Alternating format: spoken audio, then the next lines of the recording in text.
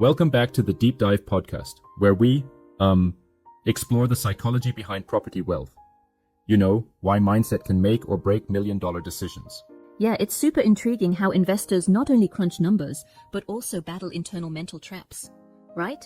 Exactly, it's like building property wealth isn't just about spreadsheets. It's about overcoming fear, bias, and hesitation. Yep, absolutely. So, let's kick things off with that first trap. Anchoring to the past. It's a big one, huh? For sure. Investors see a new condo launch and immediately ask, what did the previous one cost? Instead of focusing on what the future holds. Got it. Right. Remember that case where a condo like Lentor Modern launched at $2,255 per square foot, and people compared it to AMO residences at $2,100 per square foot? Thinking, why pay more when the past was cheaper? Absolutely. But the savvy ones, they didn't get stuck in that backward glance. They bought in, and boom, 84% sold right on launch day because they looked forward, not backward. It's like they saw the potential transformation of an Ulu area. They had the vision to let the master plan do its magic. Exactly. And that brings us to the lesson. Stop saying it's expensive and start asking, expensive compared to what? The past or the future? Absolutely. So moving on, what about that second mental trap? The illusion of safety, the idea of waiting for a better time. The I'll wait for better timing crowd. It's so common, it feels rational, but really it's more about emotional protection. Yep, right. They sit in what I'd call quadrant 2, important but not urgent.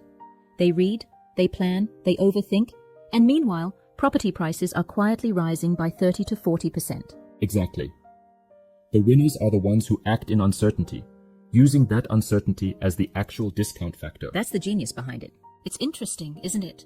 The perfect timing only reveals itself in hindsight. Yes, and that's exactly why waiting can cost you millions. If you've done your homework on financing or transformation zones, there's really no reason to wait for perfect timing. And what about this decision-making framework? The 3-question tree always gets me excited. Oh, the 3-question decision tree is brilliant. Let's break it down. First question. Is your property 15 years old from TOP or MOP? If yes, then there's a high chance that capital growth is slowing unless there's, new infrastructure nearby. Makes sense. So if the property is older and outside a transformation zone, it's basically a stagnant asset, right? Precisely. And that's when the investor should consider upgrading. It's like if you're stuck with an old gadget that just can't keep up, you need the upgrade for better performance. Exactly like that. Now, the second question is about whether the property falls under a government-led transformation zone. If it's a no, then you might want to sell. But if yes, hold and let the infrastructure do its work. Spot on. A property in a transformation zone gets an organic uplift as policies roll out and the area develops. It's a slow burn that compounds over time. And that takes us to question 3, which is quite interesting, especially for couples contemplating decoupling. Can both partners qualify for separate loans? Exactly. If yes, great news. But it's crucial that any new property is 2-bed, 2-bath or larger. It's about ensuring the asset is appealing as a wealth engine, not just a yield play like those tiny 1-bedders. Right, clarity beats impulse, you know? It's such a clear framework. But I have to challenge one thing. Sometimes smaller units can perform in niche markets. Don't you think, in some scenarios? That's a fair critique. But here the focus is on long-term capital growth rather than short-term yield.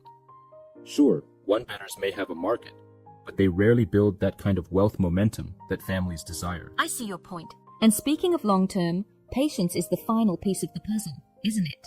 Absolutely. Even if you're in the right transformation story, like Lentor or Tenga, you need to give it time to truly thrive. Some buyers who rush to flip right after top, they didn't reap the full benefits because they, didn't wait for the transformation to really take effect. Exactly. So, it sounds like the best investors are the ones who buy right and then let time, policy, and infrastructure do the rest. Exactly. It's a blend of clarity with patience. The market doesn't necessarily reward the smartest mathematician. It rewards the one with the clearest vision Absolutely and true. decision-making framework. And that clarity comes from understanding both your numbers and your mindset. Yes, it's a holistic approach where you don't just react impulsively, but you strategically design your pathway to wealth. Right? That's the game changer. I love how this mindset shift can turn a property transaction into something that essentially builds wealth over time. It's almost like designing your own treasure map. Exactly. It's like mapping out a journey where every decision is a step towards that $1 million goal. Totally. And this isn't just theory. It's backed by real case studies, right? People who ignored these mental traps missed out on $1 million wave because they anchored to outdated numbers. Yes, it's case after case where the lack of forward thinking and the reliance on the past led to hesitation and missed opportunities. Yeah, it's wild. So, if you're listening, the takeaway is pretty clear. Clarity beats timing, frameworks beat fear, and understanding your psyche is as important as understanding market trends. Precisely. When you grasp the psychology of property wealth, everything starts to make sense. Decisions become more strategic and less reactionary. Absolutely. And for anyone needing a bit more clarity on how their property fits into these zones, there's that free landed property valuation offer, right? Exactly. No hard sell, just pure insight to help tailor your next move. So, in a nutshell, build your decisions on insight, not impulse, and let that re-engineered mindset be your guiding star in property investments. Absolutely. Embrace the frameworks, overcome the traps, and patiently let the market transform before your eyes. Yep. Wow. What a deep dive indeed. Thanks for the clarity and for breaking down the complex psychology behind building property wealth. Always a pleasure. Remember, property wealth isn't just about the numbers on a screen. It's about the mindset behind those numbers. Right on. That's a wrap for today's discussion.